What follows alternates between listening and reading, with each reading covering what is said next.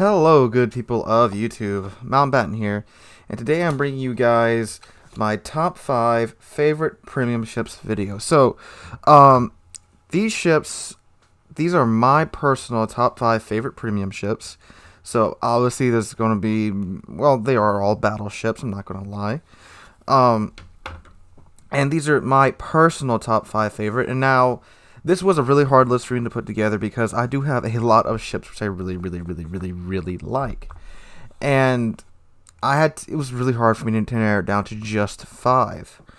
Now, this is also a bit of an update because I did one of these videos not that long ago. Well, it actually was a little while ago.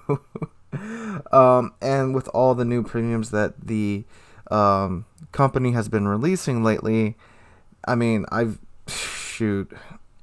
had to change my favorite ships so many times, and not because the other ships are bad, just that the new ships that they've been pumping out, a lot of them have been quite good and quite fun, in my opinion. And again, if a ship isn't on this list, that doesn't mean it's bad. That just means that either I had to just cut it out for some reason. Not that it's bad, just because, well, maybe I play this one more, or I really do enjoy playing this one a lot, and so forth and so on. And I mean, this could seriously be like a frickin' 20 ships. This could be a top 20, because I do have that many ships which I really like in this game. But anyway, without any further ado, let's go ahead and get going. So at number 5, we have the Tier 8 Premium Soviet battleship, the Lenin. Yes, the whaling ship. So the Lenin's Tier 8 Soviet Premium battleship. She's pretty much a Nelson on vodka, and she's a fantastic ship. She has 9 15-inch guns, and they are Soviet guns, which means the velocity is very good. They are fantastic at pinning battleships, and not so fantastic at pinning anything else unless it's at an angle at which they will absolutely nuke it off the face of the planet. And the Lenin is the same design as the Nelson. All of her guns are in front of the superstructure. She looks like and again, Nelson gets called an oil tanker. This thing is called a whaling ship, because at the rear of the ship you have this ramp, which I'm assuming is for recovering float planes, and she looks like a whaling factory ship, because the whaling ships, they have that ramp up the rear of the ship where they haul the whales on to cut them up and stuff, and she looks just like that. A couple of notable things about the Lenin is that her number 2 turret can rotate 360 degrees. Nelson didn't get that, Ismo didn't get that, but Lenin sure did. And her AA isn't all that great. Unlike the other Soviet battleships from about Tier 8 onward, they actually have pretty decent AA. Lenin does not, so you're going to be relying on your fighter plane for sure. She's also quite fast. The Nelson's slow, and Nelson and the Isabel are both pretty slow, and they both have the same configuration. But the Lenin, when I got it the first time, I was expecting to be slow again, because again, all ships with this strange configuration are rather quite slow. Lenin's not. She's really maneuverable and quite quick. She has great bow armor. I mean, great positioning, and coupled with the good Soviet bow armor, you can get a lot of really good shots off and still not get that much damage taken in return. However, if someone does catch your flat broadside, you are going to take a pretty big hit. But the ship's so quick, so nimble for a battleship, and the turrets rotate fantastically quick. She's a really good ship for some tight situations, and I have several videos of me just tanking so much damage in this ship and still getting well over 120,000 damage in before I go down. Oh, and she does get the unique Soviet damage con that you get a limited number of charges for it, but it cools down insanely quickly. Alright, so that's the Lenin. Moving on to number 4, we have the Tier 8 Premium German battleship, the Tirpitz. Of course, none of my favorite ships list could be completed without the Tirpitz. So the Tirpitz is in all, well, serious aspects, a Bismarck with less AA and torpedoes and no hydroacoustic search, which is a pretty good combination. She has the same secondaries as the Bismarck, and all other aspects about the ship are exactly the same, except for the AA and the torpedoes and the hydro.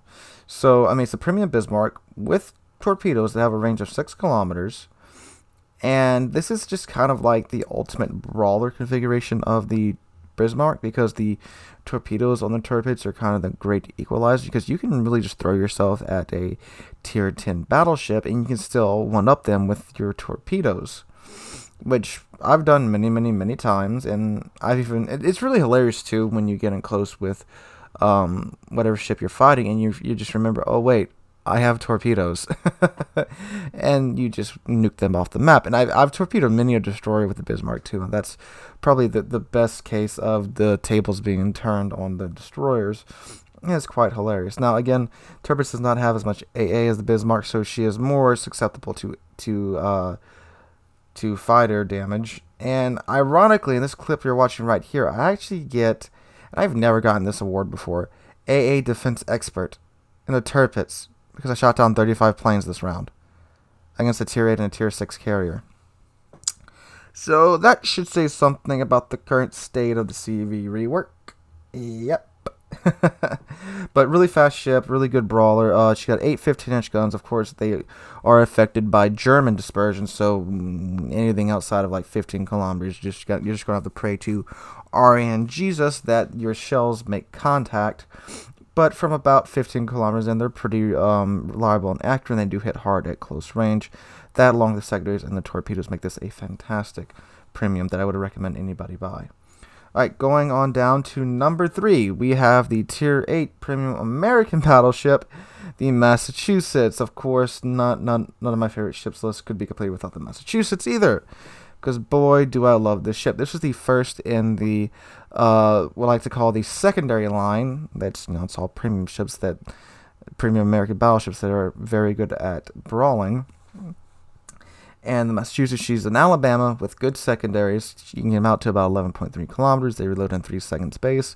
You get 9 16-inch guns that are not as accurate as the Alabamas, but they still hit pretty dang hard. The Sigma is lower, but they still get American dispersion. So while the grouping may be all over the place, they won't go flying all over the place most of the times. Every now and then you get the wonky salvo, like with any battleship.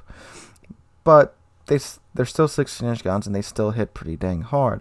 On top of that, the Massachusetts herself is pretty maneuverable. She's not very fast with a top speed of 28 knots, but she can turn pretty well. She has great torpedo protection at 45%. Fantastic AA on this ship. You're not exactly at no fly zone, but you'll chew through the planes pretty easily. Especially if you have a secondary build and you have BFT and AFT equipped, which you should if you were going full secondaries. Now, secondaries, they are not German levels of secondaries, but they're really freaking accurate. And they don't have the pinning power of the German secondaries, but they do their damage more so through fires. And they're also really good against destroyers, because while you can't pin cruisers and battleships, you can shoot through destroyers quite easily with them, and like I said, they're very accurate, so they get the job done. And when this ship came out, I immediately jumped on it, and I've been in love with it ever since then. So again, a ship that I would highly recommend you get. Moving on to number 2, we have the Tier 9 American Premium Battleship Georgia. Who saw this coming? So the Georgia, she is a pretty much continuation of this secondary American battleship thing that Wargaming has going on right now. She's a proto-Iowa design, and instead of 16-inch guns, you get 6 457mm 18-inch guns that are really good in my opinion. They used to be extremely accurate, supposedly from Wargaming, but they got nerfed a little bit to where they aren't as accurate as they used to be, which, they're still pretty dang accurate if you ask me. And of course, the Georgia has Massachusetts secondaries, which means everything that I told you about the Massachusetts secondaries applies to Georgia secondaries. Long range, accurate, don't get a lot of pin damage from cruisers and battleships, but it can sure chew through destroyers. And they also are, depending upon what mood RNG is in, decent fire starters. Now, on top of all that, Georgia has a speed boost that can get her up to about 40 knots, 39.7 knots to be exact.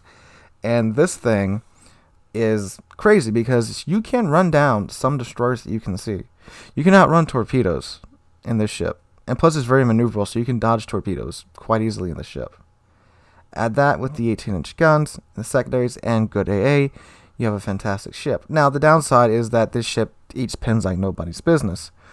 It seems to be almost like no matter what angle you're at, you're going to eat something. And even if you're about one, I mean, you're not going to eat huge damage. It's just like, you know, a shell clip your superstructure or clip your deck just the right angle to where the ship will eat some type of pin damage. So while it's very fast, very maneuverable, and has big guns, it's not the tankiest thing ever, but with the speed and the maneuverability, you can sure minimize that a lot. And again, this is a great ship. Alright, moving on now to number 1. So, I should say back in the day that Massachusetts used to be my favorite premium ship. Then the Georgia came out. And then that one was becoming my favorite premium ship. And now, Wargaming has released something called the Ohio. So, the Ohio is my new favorite premium ship. And it's a weird situation for me because I do think this is a fantastic premium, but I don't think you should outright buy it. Because the Ohio, if you want to outright buy it, first off, you have to collect in the neighborhood of somewhere in 10 million free XP, and then you have to convert all that. Now, if you get it the way the Wargaming wants you to get it, which is through the Research Bureau, you're going to have to reset a line 6 or 7 times. So, I mean, it's doable if you're willing to sit down and regrind lines, but it's going to take a lot of time. And again, this is weird for me because I do really like this ship. I really like it.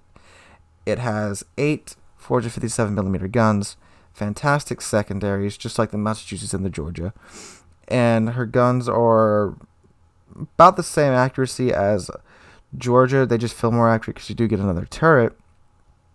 And I mean, it's a great ship. I've said this in my reviews. It's a Montana with 18-inch guns and great secondaries and great AA. It's great. I love it. I really do. And I'd be lying to you if I would say, no, this isn't my favorite premium ship right now, because it is. But I don't think it's worth it. I mean, unless you've done everything in the game and you just have all the time on your hands that you need to regrind lines, then yeah, it's absolutely worth it at that point. But for those of us that don't, have the time to do that, and if you really want the ship, you are going to have to, and you don't want to, regrind lines, you are going to have to pay quite a lot to convert a bunch of ship XP over to free XP in order to get it. But I mean, and this was tough for me because I really would be lying if I said that this wasn't my number 1 right now. But I really think it's a great ship. I really do. It's fun. I've been having a blast in it. The downsides are the same downsides as the Montana, except this ship is actually 2 knots slower than the Montana. Don't know why they did that. I mean, it just makes it, about the same speed as a Yami.